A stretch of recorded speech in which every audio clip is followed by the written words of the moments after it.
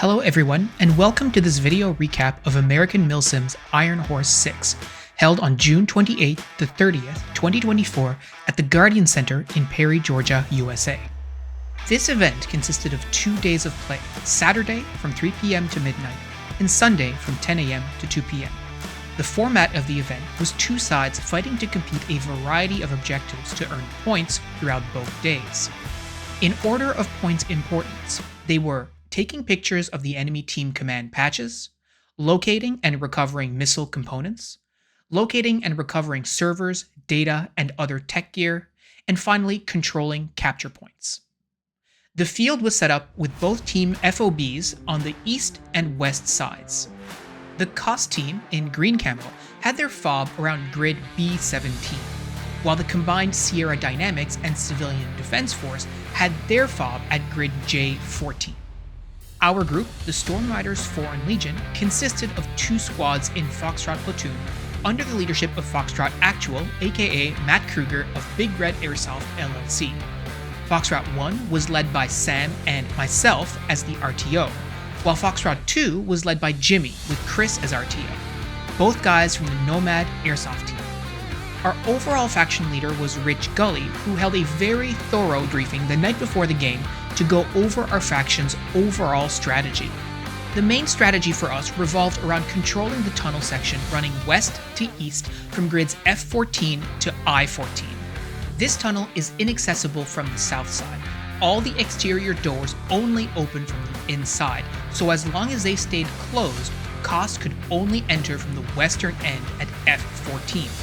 If we held that, along with blocking positions in buildings 16, 17, 18, and 19, COS would be forced to enter the field by going the long way around.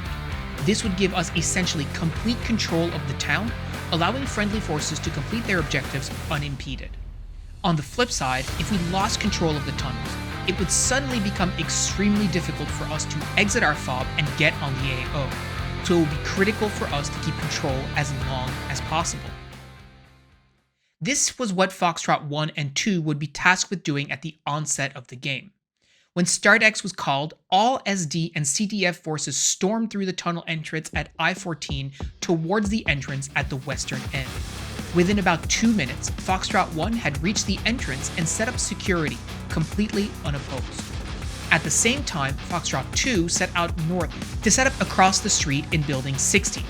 Foxtrot 2 were able to get their squad support gunners and designated marksmen into elevated positions and essentially completely locked down any COS advance from the west through the two ruined structures, forcing them to go the long way around. This was exactly the plan laid out by Rich the night before. COS spent a considerable amount of manpower and resources in the form of grenades, especially, unsuccessfully trying to assault the western entrance to the tunnel. Although we were in contact for quite some time, overall there was very little real danger of losing the tunnels, with one exception. At about the 18-minute mark, one friendly squad decided to strike out of the tunnels by exiting through one of the southern doors. Oh, what the f is that? Back door's open. Back door's active. Get that door closed! All our faction was explicitly told that since there is no way to open those doors from the outside, they should remain closed at all times to avoid having the enemy be able to use them. This squad, for whatever reason, chose to ignore this, and as soon as the door opened, cosplayers grabbed it and jammed it open, started throwing grenades inside, and severely compromised our position. Many friendly players were killed in the initial volley, and Foxtrot 1, along with other players, including Foxtrot Actual, had to about-face and deal with this new threat. Thankfully, the cosplayers were assaulting from the very bright outside to a dark interior, with players waiting in cover with their airsoft replicas trained on the door, making it difficult to truly get a strong foothold. Regardless, that door would still be a liability until it was closed, so Chaz and a few others set to work getting it closed, which they accomplished with many grenades roughly 8 minutes later. He's gonna throw a grenade.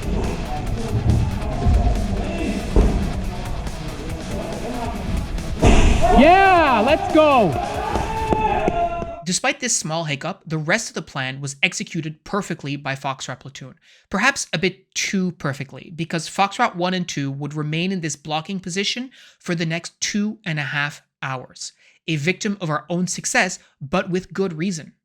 During our time in this position, and thanks to the continuous support from Foxtrot Actual, we could see and hear about all the objectives that were being completed by our friendly squads in the command chat. Missiles, server racks, QR codes, flag flips, just a steady stream of points being earned while we held cost at bay. I know this sucks, guys. We're gonna hope the problem. It doesn't suck. It makes perfect sense. Doing the job. In the command chat, if you're not in that, there's over 55 messages now. Other shit platoons are done because we've held them here. Meanwhile, a few of our players did try and strike out on a few spoiling attacks and mini-missions to try and break the monotony, but the bulk of our forces held in place while waiting to be relieved. It's also worth noting that if your faction has an established sign, countersign, passphrase, you should ensure that you and your teammates know it. SD and CDF had established Marco as a sign, and Marco as a countersign, expecting to catch many enemy players who would naturally respond Polo. Unfortunately, many SD and CDF players did not appear to know this, which led to situations like this one. Marco! Enemy, enemy, enemy, enemy, enemy!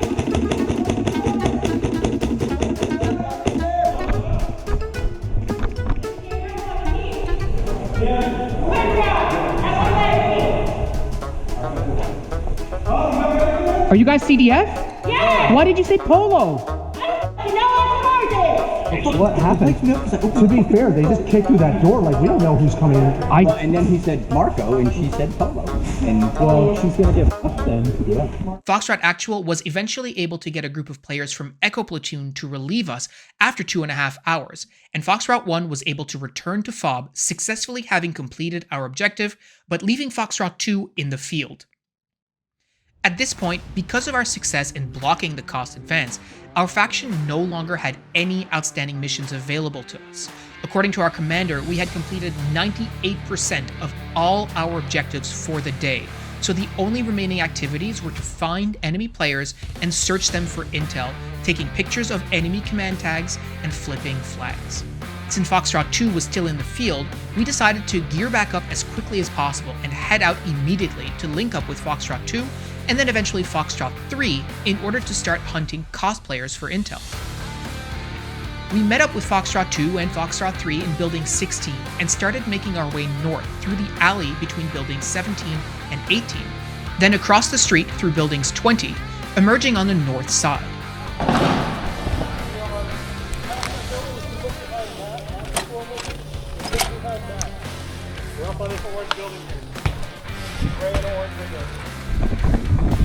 Let's go.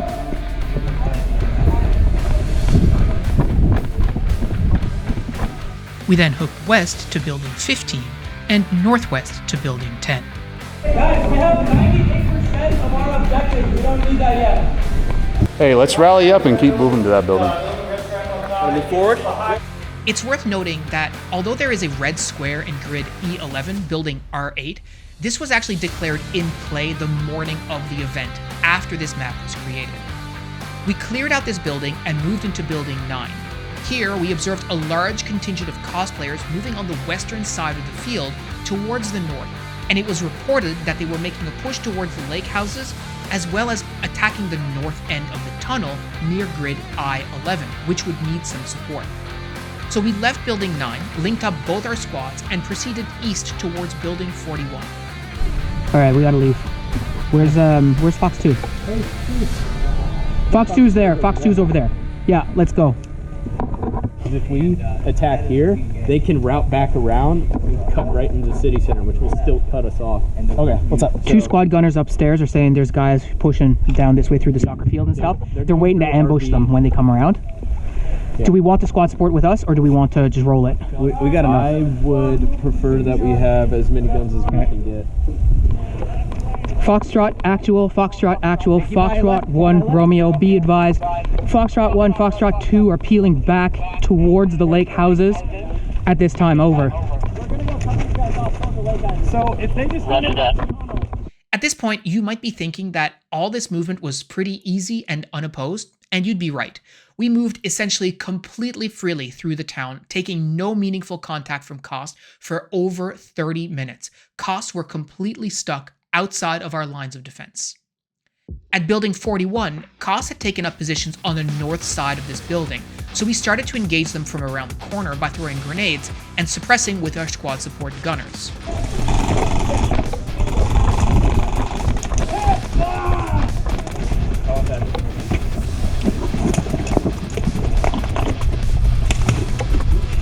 Jimmy, fire another one.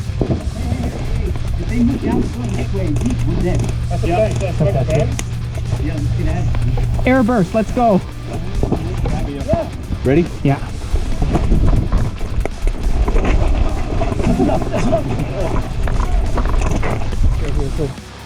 We managed to clear the cosplayers out, taking a few casualties in the process, and pushing them back to the north end of the lake houses along the 9th parallel. At this point, we moved to help in the northern tunnels, but at that point, friendly forces had taken care of that cost advance as well and sent those guys packing all the way back to their spawn. Linking back up with Foxtrot Actual, we started to make our way back west across the field once again, eventually arriving back at Building R8, where another friendly squad was engaging Cost players. Take the tunnels, I want to retake the north side of the field and push west. Okay. Right, whatever force came from the north, came from the west to the north side of us. This position would turn out to be the only remaining avenue of advance for Cost, as the tunnels had once again been secured and it was impossible for them to make progress there. Foxtrot Actual suggested that our best opportunity would be to Strongpoint in Building 8, which provided us perfect lines of fire to the west and southwest, and a small number of players here could delay a much larger force of Cost players. Every minute we could hold here would be more time and resources taken from the enemy. At this point, Foxtrot 1 numbers were severely reduced, so counting a few other friendly players, there were about a dozen CDF players in that building. So we held that position as long as we could for just over an hour, eventually being cleared out by a very large grenade-rich push by Cost. Hey, they're right downstairs.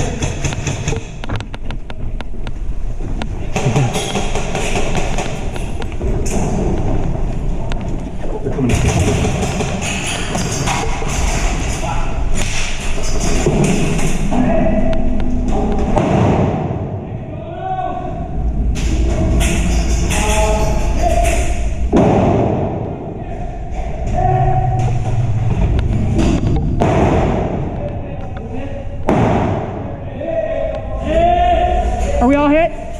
Hit. Despite returning to FOB dead, we had accomplished everything we set out to do, and for several of our players, this had been over 5 hours of continuous time on feet, so it was time for a bit of a supper break before heading back out for some night ops. Once again, we were victims of our early success and had no actual gameplay objectives or missions remaining to complete, so it was up to us to figure out what we wanted to do. Foxtrot 2 was already in the field north of the FOB, northeast of the lake houses, apparently looking for a flag or a SAM site, so we set out to link up with them. Once in position, we would move east to west on the 8th parallel and attempt to get into position north of the lake houses to get into that area. So Foxtrot 2 is at this intersection right here. We're going to link up with them. So what's the plan? So the plan is right now, that SAM site needs to be blown, but the aerodynamics doesn't know where the fucking bomb is. So in order to defend/distract, we want to clear through lake houses. 1, we're tired of sitting around defending stuff. Yeah. 2, we want to get some action. 3, there's like 4 squads in there. Okay. So at least there have been the entire time we're over here. It looks like we might have guys moving in, so I want to move up this way and hook in. Okay. All right.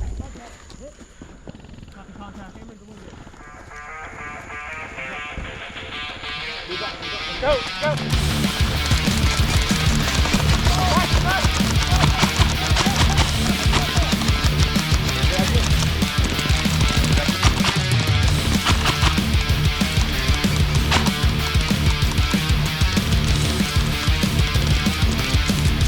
We're gonna have to get fire on these buildings, so we're gonna have to move. We can't go down that hill though. Why? It's a drop.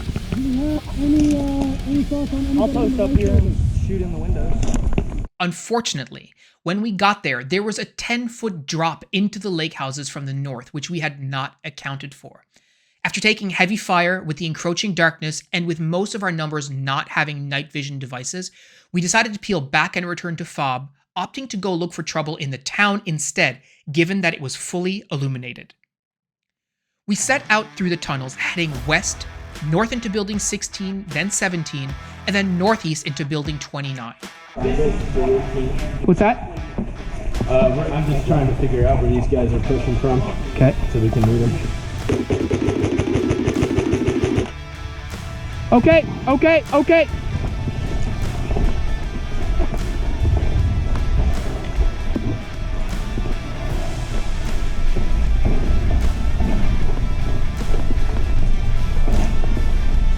Are you ready? Yeah, I'm ready. Stand by.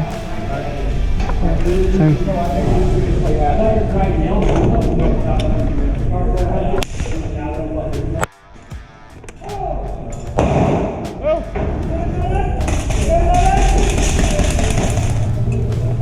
Foxtrot actual, this is Foxtrot 1. How copy? Is that ours? The what? Foxtrot actual. Foxtrot actual, we have come across the CDF SD mobile aid station. It is not being contested at this time. Do you want us to move it?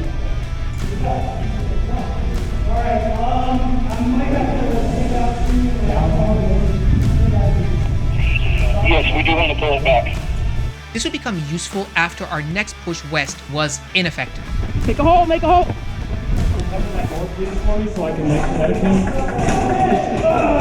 Foxtrot actual, be advised we are taking fire from buildings 5 and 6, squares Echo 1-3.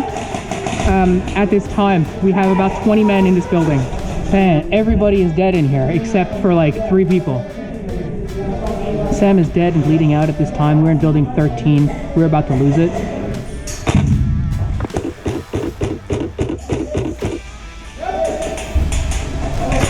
Hit!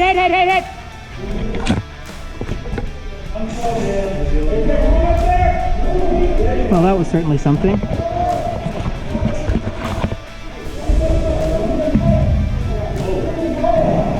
We regrouped at the aid station and pushed back out north to the lake houses to link up with friendly forces who were already in position. By this point in the night, AMS staff has started turning off some, and eventually most of the lights on the field, so there isn't a lot of clear footage of the action from this point on. That said, we did lay an ambush for cost forces on the west side of the lake houses who were attempting to push east of our position.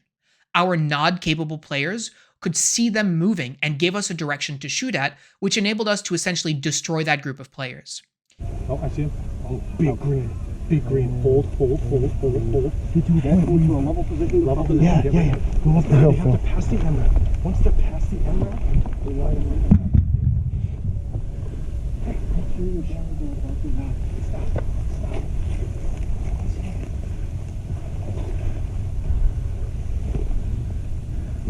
Wait. Marco!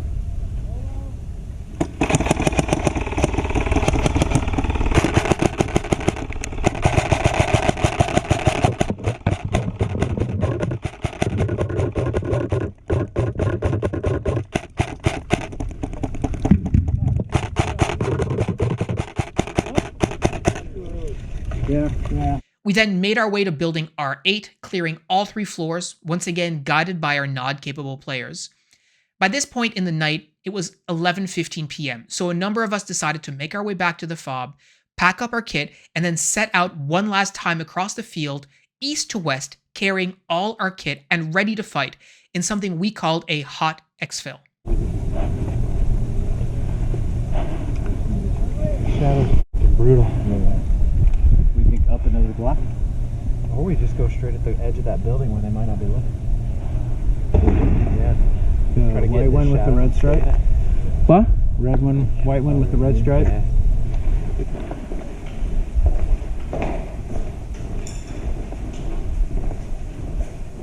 Is that moving from us?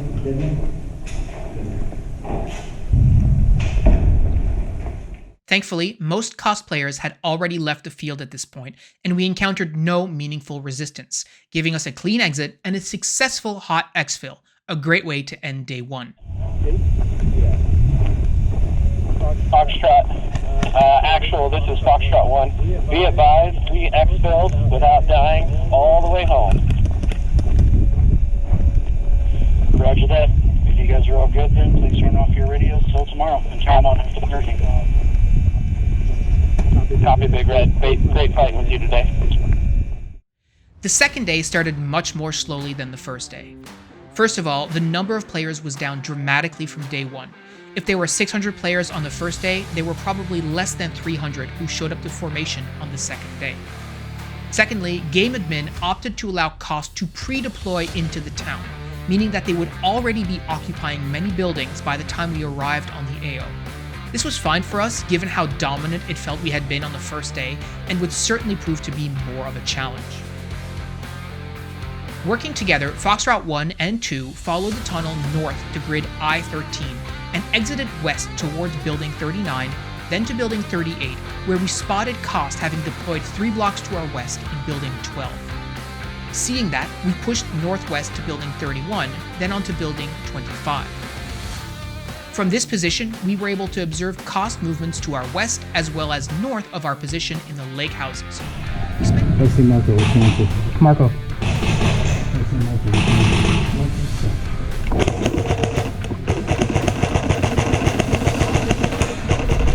Building to the 2-story, right? Just to confirm, you know you don't have to break the plane, right?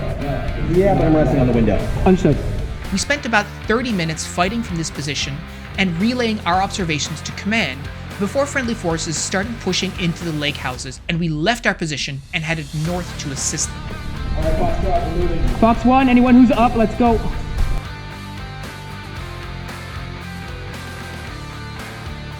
Both windows.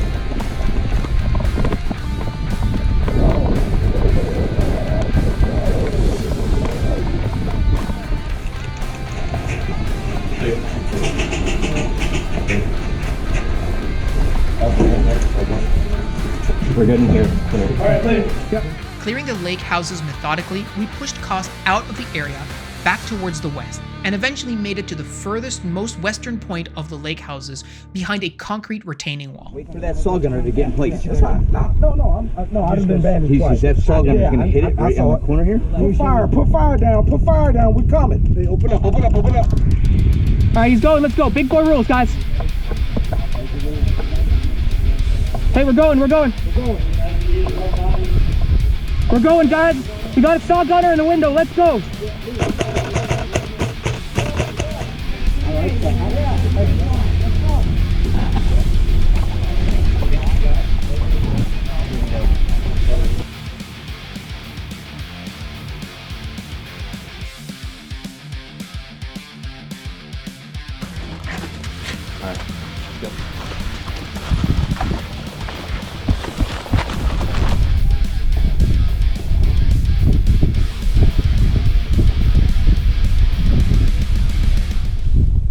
To our west, Cost was occupying a 3-story structure with enemy players in almost every single window. We decided that, for the sake of fun, we would try a full-on bum rush to the building from our position, coordinating with another friendly element to our northwest. We knew that this was very unlikely to be successful, but everyone was on board to have a bit of fun with a mad dash. All right, so there is an idea we can do this, but everybody's gonna buy in and we're not doing it, all right? The plan here is we try to assault if people are up for it, but it's gonna require some jogging and running.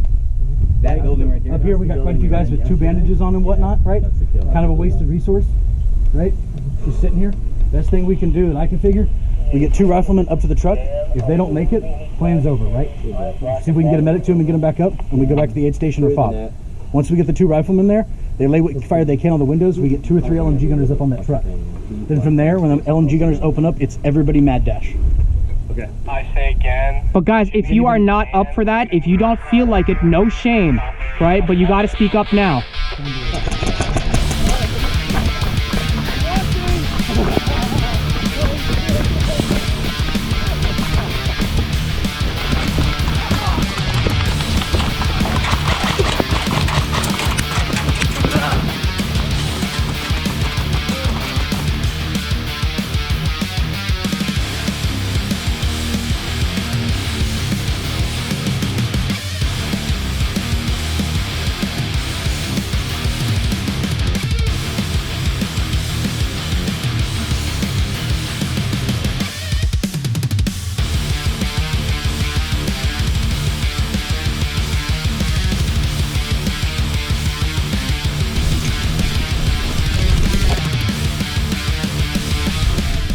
As expected, we all died, but it was super fun. For the love and enthusiasm, I was just surprised that y'all didn't walk around, go behind the all-through cover to the back of the soccer fields, and go across those buildings and hit the travel trailers. Well, That's what y'all should have done. there was Echo, With this amount of people, but Echo 8 already went to do that. but there's people over there right now. But if you'd have taken them all, you could have gone across the concrete uncontested and taken those travel trailer buildings. Yeah, I think it was a less of a tactical decision and more of a fun play. Yeah. After a quick rotation at FOB, we decided to head out one last time to rejoin some of our Foreign Legion members who got disconnected from us. They were holed up in Building 16, which we quickly left to get across the street and attack Building 12, which was one of the buildings that Koss had pre-deployed into.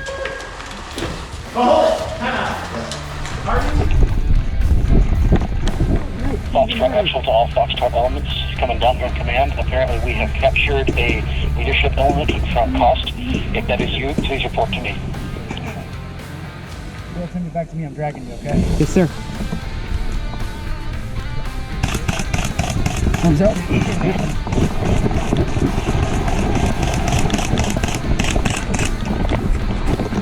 Thank you.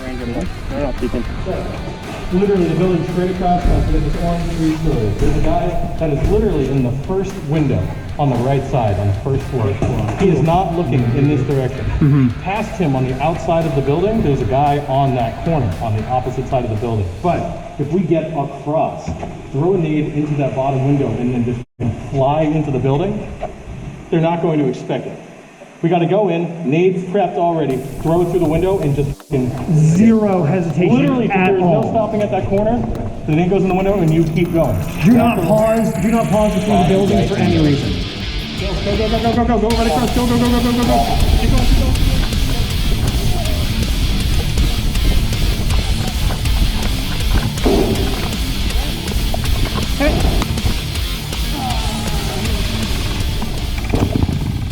We were able to get very close, throwing grenades into the windows, but eventually, once again, we were wiped out with only about 30 minutes left of gameplay.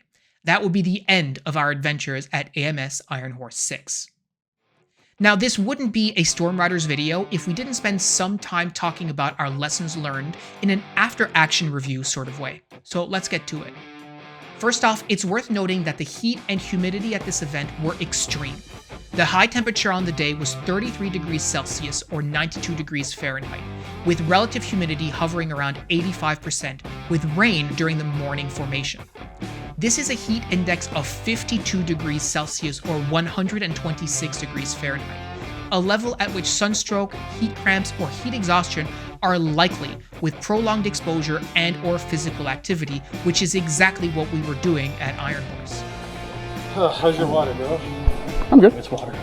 I need to get some more. I'm on my second water. I'm gonna need to fill this soon. To say this level of heat is no joke is really underselling it. Weather services call this a dangerous level of heat, second only to extreme danger. For those who've not experienced conditions like this, it meant that you would sweat, but you would not dry off owing to the high humidity. You would be damp and you would stay damp all day. Additionally, if you were not acclimatized to this level of heat, you would have to take things very slowly or risk suffering from heat stroke or requiring medical aid, or heat catting, something over 20 cosplayers would end up doing on the first day. For myself, I had spent over 3 months before the events preparing for the heat by acclimating myself using a sauna at home, doing 3 or 4 30-minute sessions per week after exercise when possible, greatly increased my tolerance for heat and allowed me to keep going all day. But despite this, I had several moments where I started to feel a bit overwhelmed and had to rest and drink some water. So, Check fire! Holy shit. The thing about these powered lights is there's no directional. Yeah, As soon as we go back to follow, take them out. I need a minute here. Actually, this is Foxtrot 1. What do you mean you need a minute, Phil? Some water? Yeah, thank you. Wait, were you guys opposed coming into this one? I No, thought not at all. We weren't opposed. We were like, let's fucking go. We were like the fifth person in. I don't get a say right now. I'm just an autopilot. So the takeaway here is that heat acclimation is a must for any event where the temperature conditions will be drastically different from where you typically live and play. Secondly, as a group, we were extremely well prepared to work together and play the objective, whatever it turned out to be. We spent the months leading up to the event aligning on our kits, our roles, SOPs that we'd use, how to talk on the radio, essentially assuring that everyone had at least a common baseline understanding of critical concepts, some as simple as keying your PTT and waiting a second before talking. Despite not being assigned any real in-game missions, we were dedicated to sticking together and doing the tasks we were given. Like, isn't this the strategic objective? It is. Right? Yeah. So, Sitting here, we are guarding that flag. right, so we can be babies and go east, or we can do the job and stay here, yeah? Yeah, Phil. Okay. Phil's coming alive. However, it did still happen that some of our players got split up, either because they got left behind after being wounded and their main group moved on, or they went to go do their own thing because they were a bit bored or needed an objective to accomplish. Maintaining accountability for all your team members was definitely a bit more of a challenge than I expected, and I can only imagine how hard it would be with a more disparate group of players. I certainly wouldn't say we did poorly in this area, but I feel with more experience playing together, or in a different context with more direct objectives, we could be even more effective at it. It was striking to me just how easily all the foreign legionnaires meshed together despite never having played a game as a whole unit. Finally, and perhaps most importantly, while huge games and awesome AOs with cool missions and props can be great, it is the people you play with that make Airsoft unforgettable. It can sometimes be easy to lose sight of that, and AMS Ironhorse VI was the perfect reminder for me. So to Todd, Sam, Steve, Jordan, Jeremy, Will, Nick, Chaz, Matt, Colin, Jack, Jimmy, Chris, Michael, Galen, Sam, Ben, Jason, Dan, June, Carter, Alexis, Andrew, and Philip, and last but not least, Matt Kruger, Big Red himself. Thank you for making AMS Ironhorse VI an incredible Airsoft experience that we will never forget.